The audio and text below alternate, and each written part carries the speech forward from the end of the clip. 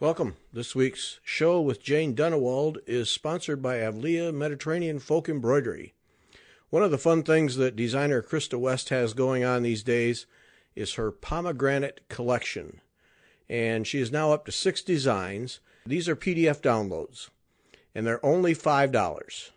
So $5 download, and there is no model stitched for any of these. You just simply download the design, and then if you stitch it and send it to Krista West so that she can photograph it and release it as a kit or pattern, you'll get a $50 credit toward your next purchase.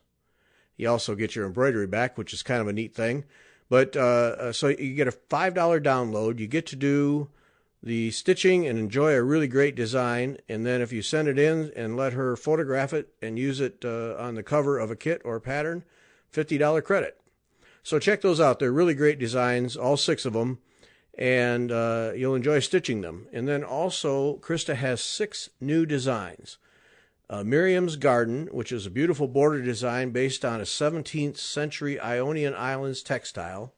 Athenian Diamonds, which is a runner inspired by a vintage runner from Athens. Dorian Leaves, which is an interesting stylized leaf border worked in a modern colorway. Illyrian Scroll, I probably just butchered that. Illyrian Scroll, which is highly versatile design from a textile in Krista's private collection. And Agape Puli, Greek for lovebird, which is a new little kit pattern featuring birds and stylized flowers. So 6 new designs, and on top of that, 6 pomegranate collection downloads. So check that all out, along with a growing collection of instructional videos at avlia.life. And thanks to Krista West and Avlia Mediterranean Folk Embroidery for sponsoring this show. And now we'll listen to our conversation with Jane Dunnewold.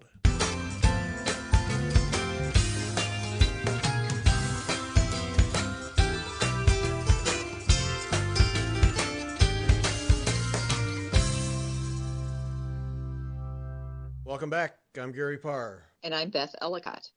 And you are listening to Fiber Talk, the twice weekly podcast for needlework artists. Our artist this week, Jane Dunnewold. Welcome, Jane. Thank you. I'm very happy to be here with both of you. Well, I'm telling you, we are anxious to talk to you. There's to talk about. How much time do we have?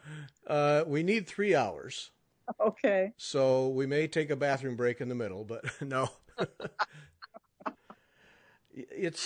Your heart. You don't classify well. You know, you're not a cross stitcher. You're not a needle pointer. Teacher. I mean, it's quite clear that teaching is your love, and as a former teacher, I'm all into that. But there's so many aspects to what you do that it's fun. And where Beth and I encountered you was from the EGA article about using vintage needlework to create art. Mm-hmm. And because I remember when Beth sent that, and she said, "You got to see this." And let's, for lack of a better place, let's just start there. Talk about that whole thing, because you did it with quilts, you did it with needlework. How did that all come to be? Well, I know we don't have 24 hours, so here's the short timeline, okay?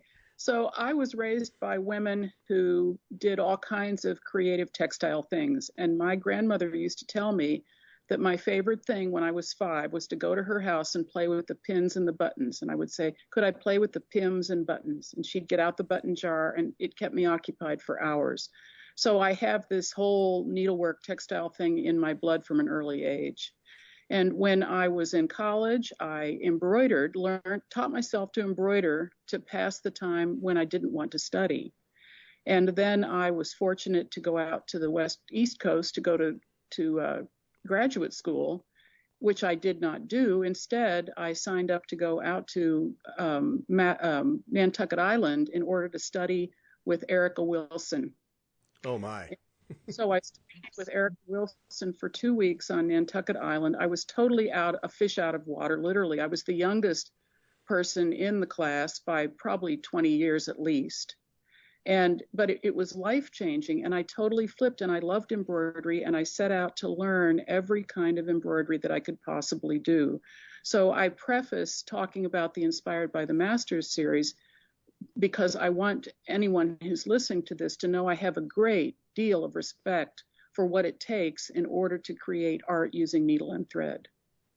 And I designed needlepoint canvas as a freelancer when I first moved to San Antonio. I was all over the place. And so I do have, I'm an Aquarian and I have a huge rebel archetype, and I just set out to teach myself and learn to do everything that I wanted to do. So I studied blackwork and I took several courses at that time. EGA had, their long distance learning program. And so I enrolled in a couple of those and still have the samples to show for it. Fast forward.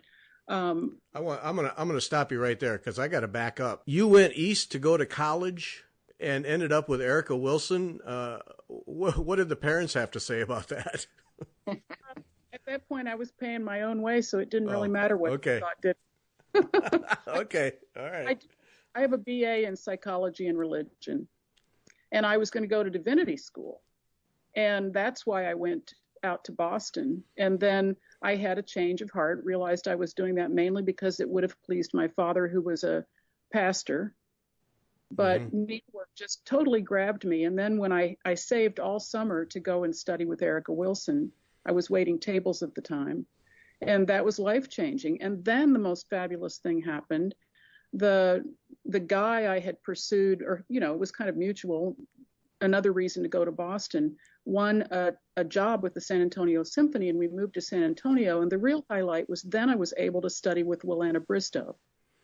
And so I studied with Willana Bristow, who just walked on water as far as I was concerned. And I loved her partly because she was in the big orange Eva Wilson book. And then there she was in San Antonio, Texas, and she invited me to go to her house and visit her. And she gave me some good advice, and I proceeded to take a number of classes with her at the Southwest Craft Center. And so I learned applique, raw edged, and also turn needle and design and composition from Willana. And so that has to be mentioned as part of shaping who I am and what led to my appreciation for the kinds of pieces that I used in this series that we were really going to talk about until we got you sidetracked. Yeah.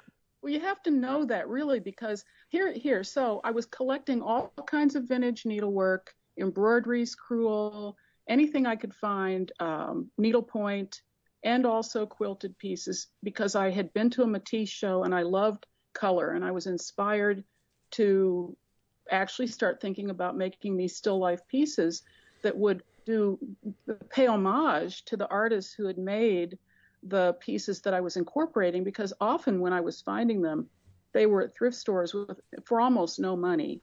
And I carried one piece up to the desk at a thrift store that was marked $25. And I said, do you suppose there's a discount on this today because everything household is on sale? And she said, do you think the person who made that would want you to have a discount? I had no idea what I was going to do with it. And I'm like, whoa, hang on a minute. I'm happy to pay full price. I just always have to ask. It's my Midwestern roots.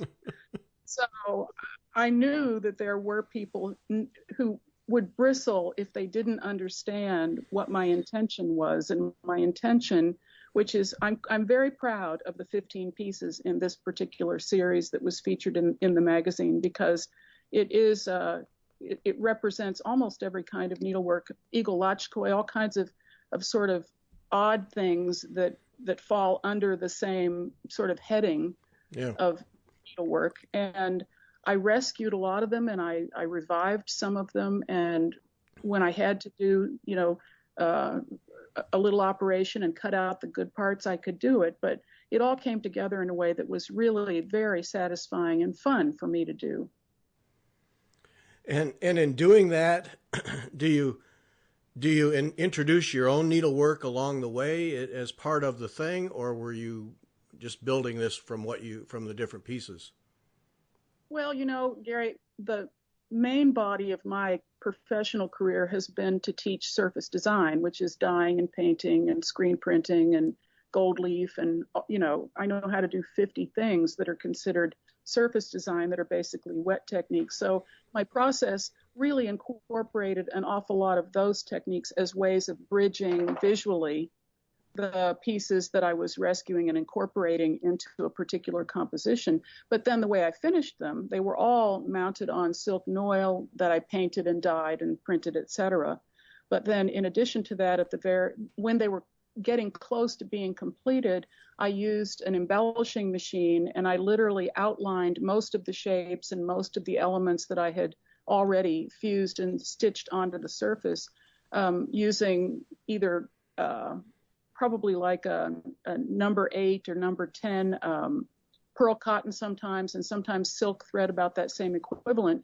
And I would outline the piece and needle felt it down as I went, in order sometimes to hide raw edges, quite frankly. But later, because I realized that then there was actually this stitched component that wasn't necessarily the equivalent of the stitching that was in some of the pieces, but it still brought stitching into the equation. Although I guess needle felting isn't truly stitching, the way I was doing it, it looked as though I had couched all of the threads that I added to the surface. Wow, when you look at pictures, you don't realize how much went into those. Holy smokes. Oh, yeah. They're very, very labor intensive. And it took, I think, 2.5 years to do the whole series. Oof. And that was working a lot. And actually, I worked one night on the last bit of the needle felting to the point where I developed a cramp in my back, and at 2 a.m, my husband had to take me to the emergency room. So... So did you dye any of the threads yourselves that you added to the surface of those pieces? I did not, but I probably own every color of certain sizes of DMC pearl cotton. And I'm also a big fan of, my father said to me a long time ago, there's a reason we live in a democracy, Jane.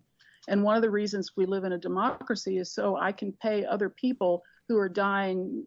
I do my own fabric, of course, but when it comes to thread, that's not really an area of interest for me. And so I have purchased threads that have been dyed by other artists. And I think that kind of network is an important thing to acknowledge. Mm-hmm. Definitely. I was just curious because your surface design work is so striking. And then those pieces, like what you did with the soy wax, the leaves and the colors in the background are just so striking. And I see that, and I just want to go and grab a needle and thread and start hand stitching. It just, because that's my passion. Right.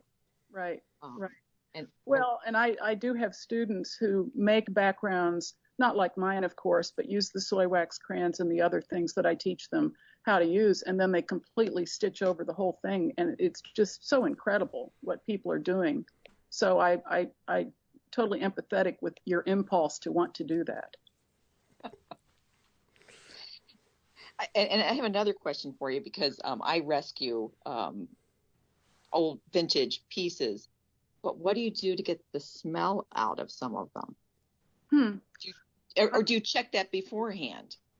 I guess I must check that in advance, because I'm not absolutely, I know there are ways to rid pieces of mildew and whatever, but a lot of the things, I realized that I needed so many pieces in order to be able to audition, because you can have a handful of things that just stylistically they're not going to work together at all. So one of the time consuming and more expensive parts of the process involved becoming very friendly with eBay and Etsy. And what I have found when I have bought things in that manner is that when they come to me, they may not be in pristine quality, but I never have ever bought anything that had an odor to it when I opened the package and took it out. And there were some things that already had a rubberized backing that I had never expected it to have, including some things I bought in thrift stores and took out of frames. And those I just had to abandon because there was no way to attach something like that to the surface. So I don't know whether, I'm sorry, I'm drawing a blank on how to answer that question. I guess I just avoided it. And, maybe it's because some things were well preserved on the other end. And so by the time I got them, they were still in pretty good shape. Right. It's just a question. I wonder how she deals with that issue of it, because I've run into it, and some of them are so beautiful you hate to just abandon them totally. Yeah. But when the smell is so strong, sometimes I just like, okay, now what? Yeah, it's more likely that would be true with quilt tops that I've bought. And I have had to wash quilt tops with, well, I use synthropol because that's what we use when we work with dyes. And I do live in Texas, so when I hang things out in the summertime, most mold wouldn't have a shot with the heavy sun and the heat that we've got here. Right. Take that. Yeah. Talk about that Southwest school. That plays a real integral role in what you do today and what you've done. Yeah, and I was very fortunate. I came to Texas with as I said, a degree in psychology and religion. I didn't have any art background to speak of that meant anything to anyone. And yet Texas at that time was really, in the best possible sense of the word, still a pioneer sort of place. And I literally started with classes at the Southwest Craft Center in San Antonio, which was an Ursuline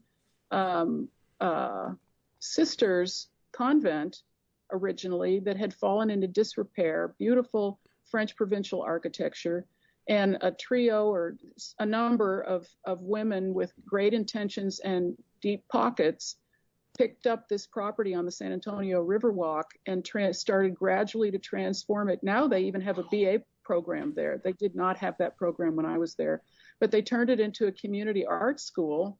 And they had all the departments that you would anticipate, ceramics and weaving. And so that's where I started to study with Wilana. And I studied with her until she stopped teaching there, which was 3 or 4 years. And then I got this hot idea that maybe they needed an artist in residence.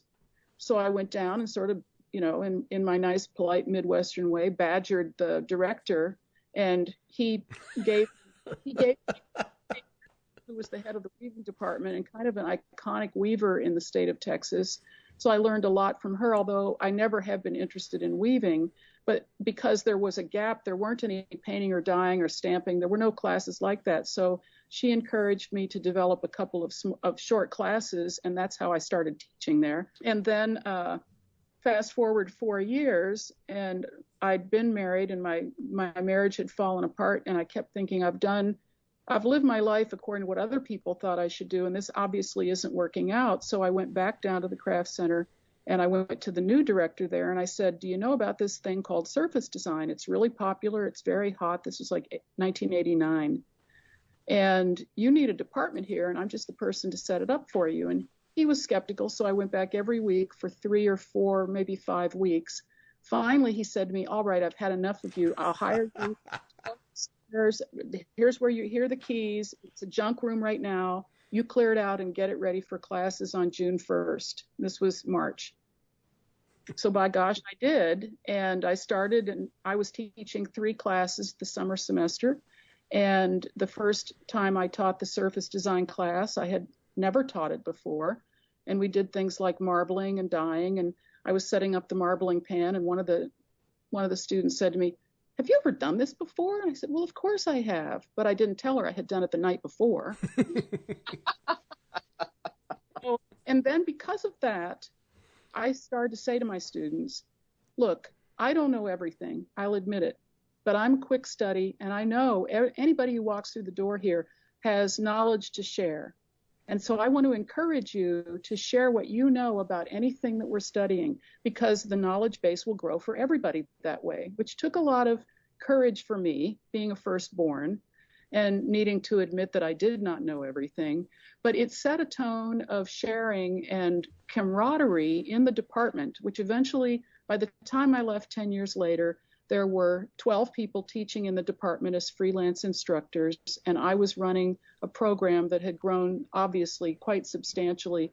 We had inherited the library from the National Standards Council, and so there were a lot of things that happened during that 10-year period of my being the director of that particular department, or the chair of that particular surface design department, that really taught me everything that I use today in terms of how I approach students and the sensitivity I try to feel for what they're feeling when they come into a situation that's new and intimidating, and how important it is to share and be open to other people's ideas. And that turned out to be a formula that worked really well for me starting in 1990. Was that experience where you flip the switch on to view yourself as a teacher? Yeah, I mean, I think it. and I'm not talking about just someone who just does classes, but someone whose focus is education. Well, yes and no, because I couldn't be as good a teacher as I've been, and I've worked very hard to be a good teacher.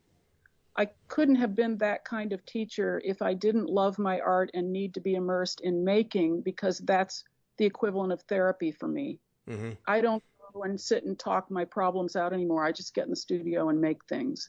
And that's turned out to be the perfect balance for me. And so because I'm so inquisitive and I love to make things, I've also been able to build up the stockpile of stuff I know how to do. And that makes me more worth, I'm worth more to my students because I have that wealth of knowledge.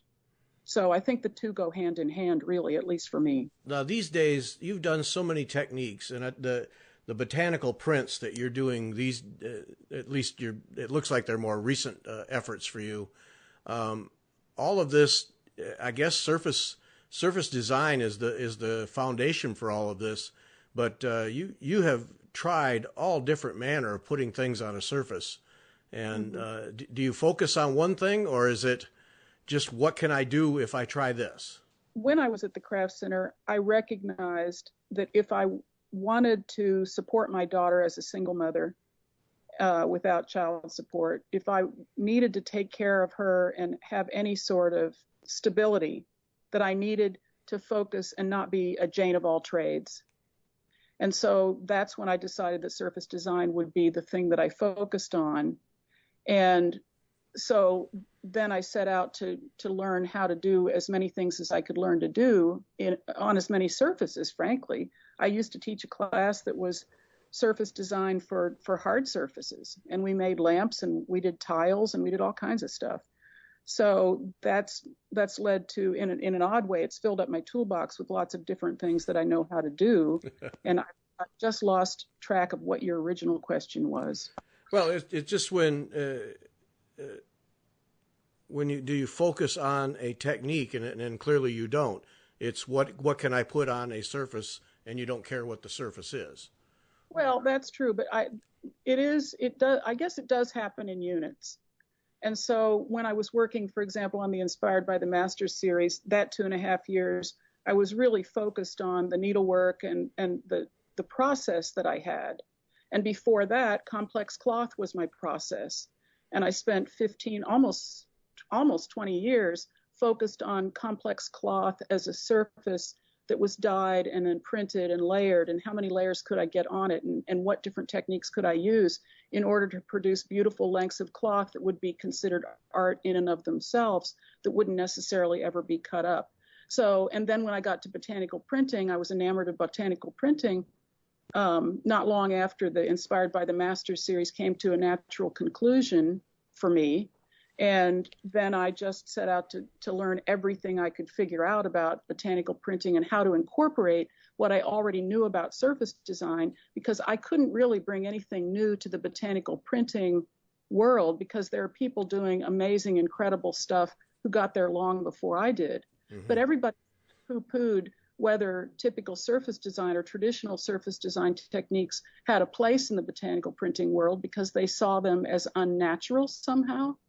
And so really my goal there was to say, look here, natural dyes are not necessarily any safer than fiber reactive MX dyes. It's all about your process and the precautions that you take. And there are plenty of ways to use gold leaf and paint and watercolor to enhance botanical prints and make them even more beautiful. And if the point is to bring beauty into the world because it makes people happy and it brings them joy, then how can there ever be anything wrong with that? I watched your introduction to your botanical printing, and what I found intriguing was, and I also, one of your other surface design things is before you teach it to somebody else, it looks like you spend a lot of time preparing the process. Mm-hmm. I do. And experimenting. So the science person in me is like, wow, she's methodical in it. It's just not slapdash. No, that's absolutely right. And I appreciate your acknowledging that, because one of my observations is that too often maybe it's the arena that I teach in, but too often instructors are a little cavalier if they haven't really worked out details of things. And partly from a safety standpoint, it's always been important to me to know what safety concerns there are and to do that research in advance so I can take care of students, because I had a student a long time ago who almost poisoned herself, in a serious way, because she was using bleach improperly and she hadn't really listened to the explanation or the description of how she should be doing it that I gave her. And so I take that very seriously. I think that my students put a certain level of trust in me, and I don't want that to be squandered or be misguided in any way. And so I try to learn every single thing I can. Plus, I hate to be wrong, frankly. I can say I'm wrong, but like Paul Simon said in a song, I think I was wrong back in 1982, and I could be wrong again. So there's a selfish element in all of this, Oh, that's funny. When you do these things, like for instance, the collection of botanical prints that you have right now, is an exhibition a goal for you, or is it just to see what you can create? Well, I think everyone likes to be driven by a deadline. I did not necessarily have the botanical prints in mind as an exhibition, but frankly, I was just to the point in the spring of getting up to speed with the prints to the level that was making me really, really happy, because they were distinctive and they were different from anything I'd seen. And that would have been the point at which I would have started to reach out to possible venues for an exhibition. But then COVID came slamming in and just seemed like we sold a house and bought a house 90 miles away, and we still have a studio that I never spend any time in right now that has all my equipment in it. And so I could be sad about that. I'm terribly sad about how COVID has turned out and all the deaths and the destruction that it's wrought. But I can't personally be sad about the things I had to do to change. And that means that the whole idea of exhibition opportunities went quiet for a while, because it seemed much more important to ramp up the online instructing that I was having to switch to, because my students could no longer come to my studio in San Antonio, and I could no longer go on the road. I lost 6 jobs over the summer because I couldn't go for the week that it would have been each place and teach. And so that required some, put on your big girl pants and do some fast pedaling, and let's see what else can we do here that will not only keep us stable financially, but also reach out to all these other people who were relying on me up to that point for their education and instruction, and let's figure out how we're going to do that in a brand new way as fast as we can, really. Yeah, you're not alone trying to do that. That's for sure. I've thought often recently often, I don't know when, anyway, with some frequency, all of the pent up art, whether it's music, written, needlework, paintings, all of the plays, musicals, all of that has just stopped. And at some point after this pandemic subsides, I just feel like we're going to have an absolute explosion of art as all the artists are freed to once again share what they do. Yeah, could be a new renaissance. It would be fantastic. Yeah, one of the 6 things that were good that came out of this thing, I think. Right, and I do think, so have you moved to online classes now then? Well, yes and no. I had an online class which is ongoing. It's not really a class. I think of it more as a community, which is my creative strength training. And then I also had my mastery program, which is a program that people sign up for. A set number of people, 12 people, sign up, and they were coming to San Antonio every 6 months for 2.5 years. And we were in the middle of that program when this all happened. So then I had to take that program online, and now I meet with them every week, and I lecture, and they work on things, and we screen share on Zoom, et cetera. And then I decided that it would probably be a good idea to come up with a lecture series, because there were so many places that I had planned to go to teach. And I saw, it took several months for this to come together, but I saw that I could put together presentations and lectures that weren't ever going to be as good. I did a botanical lecture in December, and it's not as good as coming to Lake Tahoe and studying at Art Quill Tahoe and taking the class there, but it's not bad. It's not bad. And so I've really turned my creative energy this year into my creative strength training program. And Gary, I have to go back to what you said, because in that program I have needle people, I have textile people, I have ceramic people, I have surface designers and quilters. Everybody is welcome there. And we had never thought of doing an online exhibition. And yet this year, because of the pandemic, we put out a call that was a member show and anybody could enter. It was not juried. And we got about 80 entries. And my husband is a former art director from McGraw-Hill. So he did this incredible catalog, which is actually on my website in case anybody listening wants to go and look at it. So we had this, and then we did another exhibition at the end of the year for that same group that was specific to archetypes, which is, we don't need to get into that right this minute, but in any event, both those exhibition catalogs are gorgeous, and they're on my website, janedunnewold.com. And if you go there and you look at them, you can see exactly what you were referencing, Gary, that a lot of people have been very fired up, and they did incredible, wonderful work. And now we have the benefit of being able to showcase it for anybody around the world who wants to go and look at these exhibitions that we put together.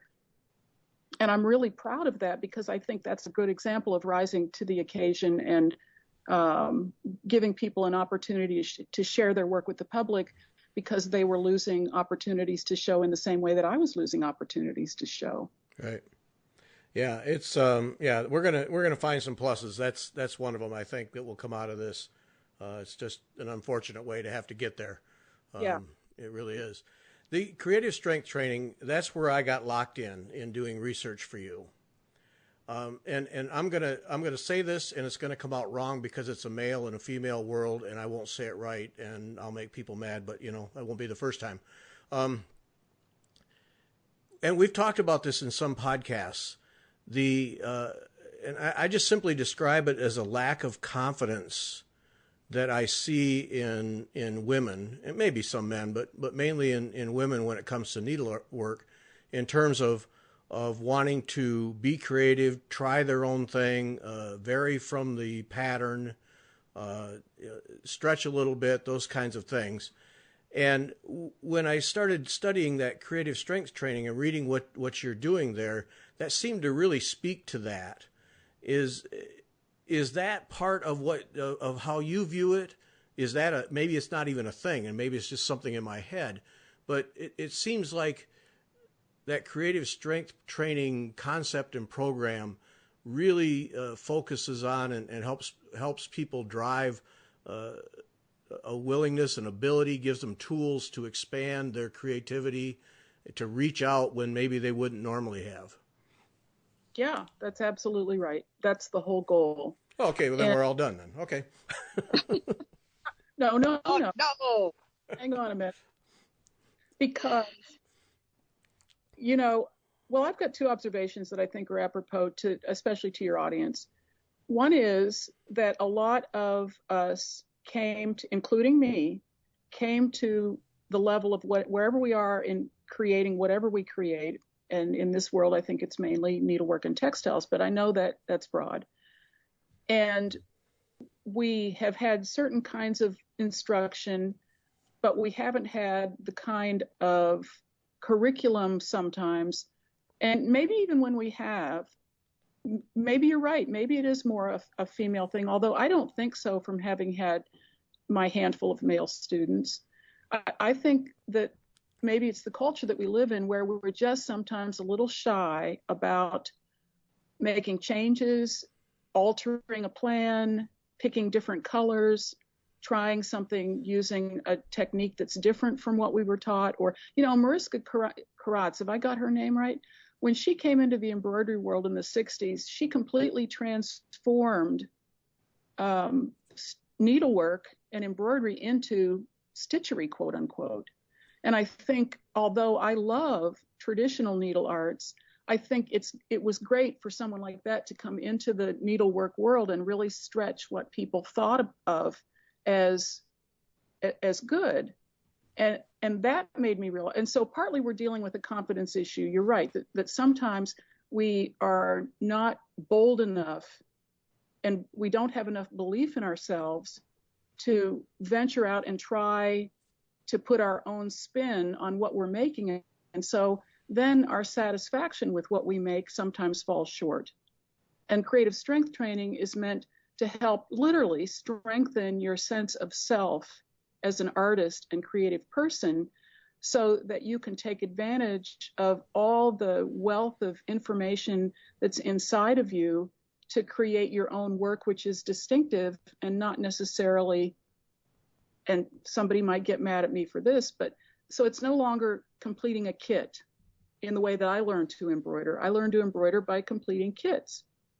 And it's so much more satisfying. Maybe that's a great way to learn, but then going beyond the kit into using your stitches or your surface design techniques in order to actualize your own voice, that's where I think it really becomes meaningful and deep. And I think this is the second point, I think one of the reasons that we who are in the textile community have a little bit of trouble with that is because what we do was originated as functional.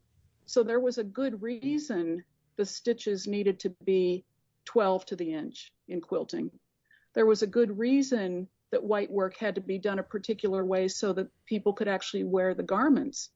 There was a good reason that there were techniques that needed to be perfected because you were putting a lot of darn time and energy into something that somebody was either going to wear or sleep under or fill in the blank, and it needed to be sturdy. But that was in the functional world.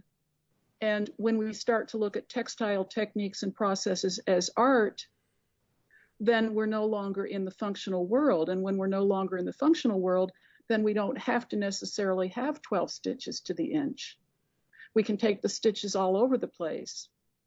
We can experiment with all kinds of things, as I have, with putting sand on the surface of my fabric and then stitching around it. Don't do that, it breaks the needle. There's your pro tip for the day right there. I have a friend that's gessoing right now, and I haven't talked to her yet. She's putting gesso on fabric. Uh-huh. And I don't know, I haven't asked her, how is that going? Are you able to stitch through that? And no. I'm curious to hear. The answer is no, huh? Okay. No. I can tell you that if she buys Fast and Final, which is a spackling product that's actually an acrylic, because I've done 50 pieces with Fast and Final if I've done one, and you can put it all over fabric, and when it dries, it's very elastic, and you can sew through that. And so this is one of the fine-tuning things, and please do pass that on, because there's nothing more fun than putting Fast and Final on a piece of craft felt in a really thin layer with a squeegee. I'm even putting it on my Botanical prints, and you can stitch through all of that. I wouldn't sew on a sewing machine through it, but when you're doing handwork, you can do all kinds of stuff. And so that's where it's so good when we can share ideas, because that's where the gesso probably won't work for her because it gets stiff, but then the Fast and Final would work for her. And so that's the importance of having this, which actually cycles back to creative strength training, because that's what the community does. We share ideas like this, and somebody has a way to work something out. And so basically I'm guiding and putting up lectures and tutorials and all that kind of stuff. But then there's this whole community of people who are sharing their techniques and what they know how to do and answering questions. And so I think that's one of the really beautiful things about not working alone and being in community in that way. Are there common barriers that hold people back when it comes to creativity? Key things that you need to help them get over in these courses? Yeah, I think that the issues that shut people down are universal. I think we all have a deep creative intelligence.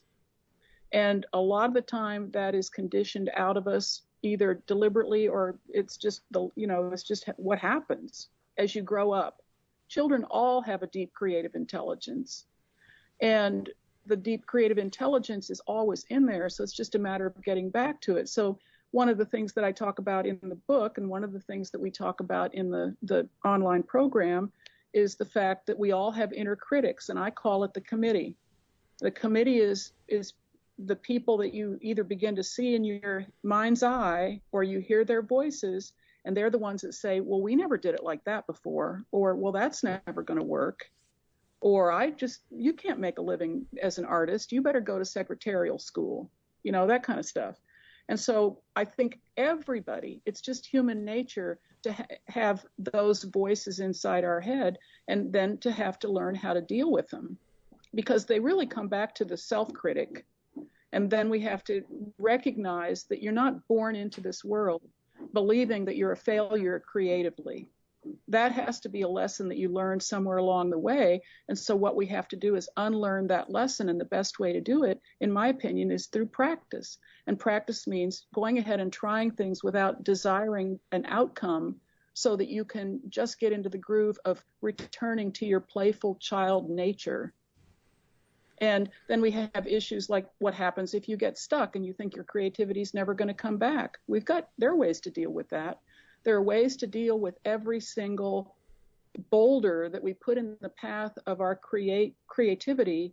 And sometimes we don't have the immediate answer, but those are the kinds of answers that I've been accumulating over the years as an instructor for 25 years, so that when I realize someone is encountering one of those roadblocks or stumbling blocks, we have lots of ideas of how to overcome it. Sometimes people get really tight and they just can't loosen up.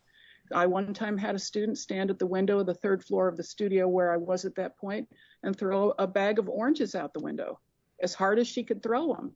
And somebody else got up and danced with a broom that had black paint on the end of it on a big piece of white paper. We need to loosen up a little bit in order to remember who we are creatively, and then it starts to flow back naturally. It's almost like, a blood vessel that's gotten stopped up, and the doctor goes in and puts in a stent, and you're cooking on all four burners again, and your creativity can get shut down like that too. And so there are ways to go in and fix that problem and gradually cultivate that and let it come back in the warmth of the joy that arises when you're creating things that make you happy. You say something, I've heard you say, or I've read somewhere that you equate this creativity to like exercise, like Gary bikes, I'm a walker jogger. Neither of us would think about going 2 weeks without exercising. No. But I would go for a long time without creative play. Could you address that? Sure. Yeah, I think a couple of things. I think we can't compartmentalize creativity, which we too easily do. And so maybe I haven't been in the studio since April, but I found myself having more time to cook. So I'm trying recipes. And I'm working at this new house in the yard more than I did. And I learned how to do animation so that I could make my presentations more creative. And so I think one of the things that it always helps to stop and evaluate all the different ways that this is actually sort of an assignment. Sit down and evaluate every single way that you are creative in your day-to-day activities, and then realize that there are a lot of other creative things going on. Creative intelligence is big and broad. So just because you're not in the studio or stitching doesn't necessarily mean that you're dried up. But if you really have a desire to jumpstart creativity, then find something that is either new to you or manageable and do it for 15 minutes a day. In the same way that we build up tolerance or strength training when we're first biking. Gary, you didn't go out and ride 100 miles the first day you got on the bike. No. And so I think that's why we call it a practice, because it requires practice. And it could be as simple, I have a whole list of things that people can do. But for example, Liz Kettle stitches, and she does for 15 minutes every day. She's a bag of little fabric scraps and thread, and she just stitches, and she makes one little stitched piece every day. Someone else I know does one botanical print in the morning every day, whether she has time to do anything else, because, whatever. You can carve one stamp a day, and at the end of 30 days, you have 30 small 1-inch square stamps that you can use with paint, and all kinds of stuff you can do like that. Expanded square exercise, that's in the Creative Strength Training book, but that really came from a little book that a lot of people know about called Notan, The Light-Dark Principle of Design. And that book has a lot of exercises that you could just do one a day. And here's the thing, I'm really big on not saying I'm going to do this forever. I think it's so much better to navigate the kind of practice that I'm talking about by saying, this is something I want to do for 2 weeks. And at the end of the 2 weeks, if I really enjoy what I'm doing, I'm going to keep going. And if it has worn itself out by then, I'm going to find something else to do for 2 weeks.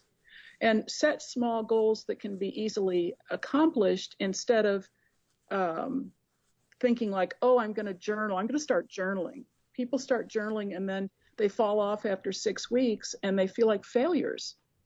And part of the way we could head off feeling like a failure is if we would be wiser about setting a time frame about whatever we want to do and then re-up. So I sign up for magazines, but I don't expect to take the magazine the rest of my life. I'm going to see if I enjoy it, and if I enjoy it, I'll subscribe again. So I think that kind of compartmentalizing, agreeing with yourself that you'll do one thing for a period of time, is a better way to go than feeling that you've rigged yourself up for failure because you weren't really thinking about the consequences of saying you were going to do something indefinitely. You mentioned in in some of your writings your 3 keys to creativity, and you mentioned one of them, the committee, but the others, the rebel and passion. Mm-hmm. How do those 3 interrelate? Well, I think that when what we want to do and what we are doing are the same thing, I think this is true about life in general. I also think it's true about what we do when we are being creative. And one of the examples I always give is that I had a student, and Sue was like, she could piece within an inch of her life. She could piece teeny little pieces together to make large quilt tops. She was really good at it. But she was so over it. And she didn't stop doing it because that's what she did best. And whenever she talked about switching to something else, people would say, well, why would you want to do that? You're already so good at what you're doing. And then they'd say, the real clincher, well, you're too old to learn something new. Ooh. That's the committee getting out the big guns. That should not be allowed. And so we talked about the fact that she was not in what I call alignment. Alignment is when, even if you're bad at something, if you're enjoying what you're doing, and she wanted to learn to screen print. So she launched a class, really literally for herself, a practice of learning how to screen print. And she wasn't great at the beginning, but 2 years later, she was pretty good, and she was really enjoying it. And so she was, we think of alignment when then we think of a chiropractor, is your back straight?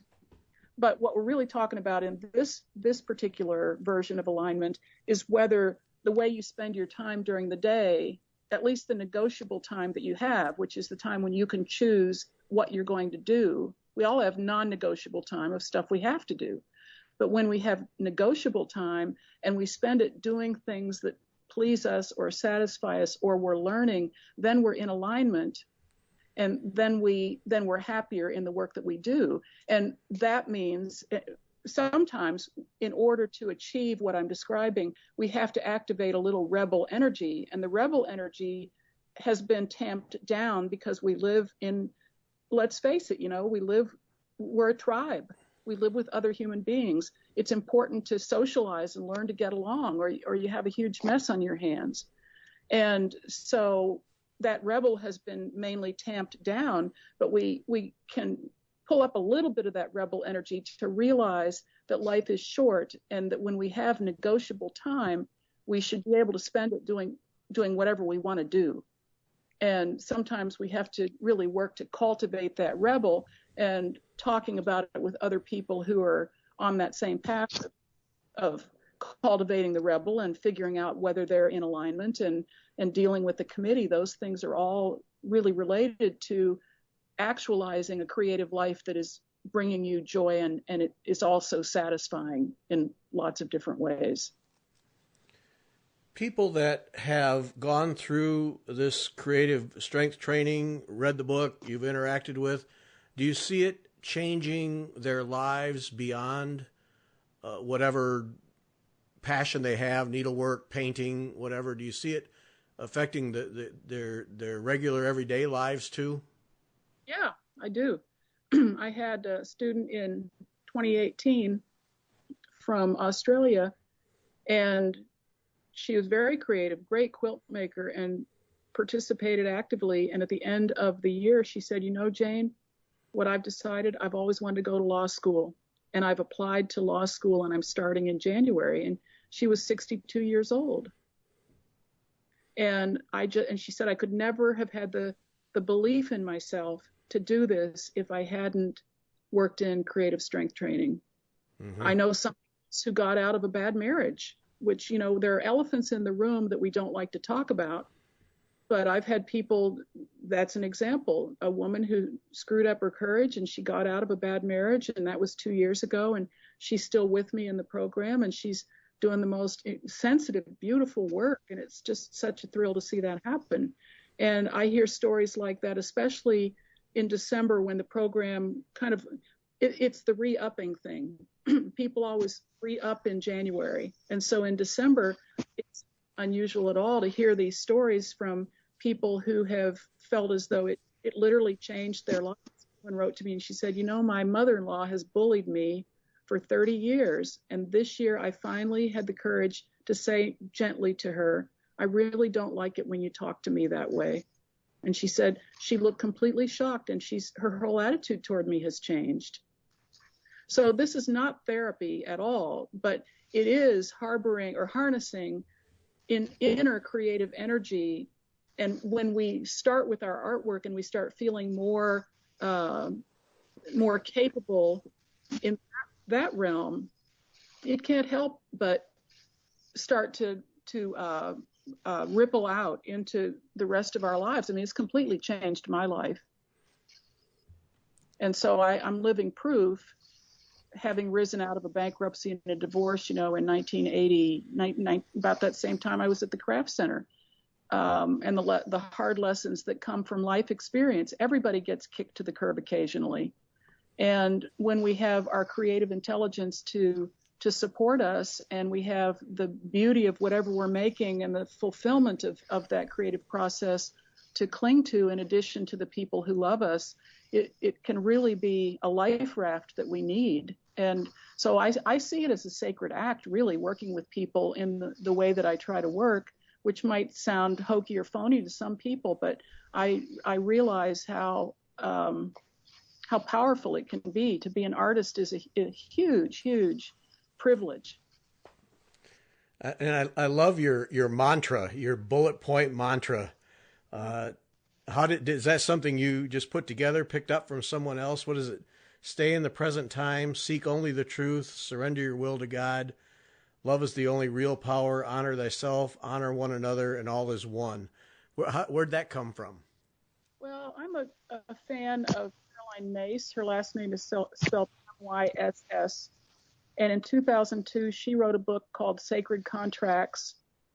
And I happened to read that book the year she wrote it, and I have followed what she has written ever since. And she is not specifically interested in creativity at all. She's a modern day human theorist, but she wrote a book that had each chapter was basically the mantra that you just spoke out loud. Each of those lines was the summation of a chapter in a book that she wrote. Mm.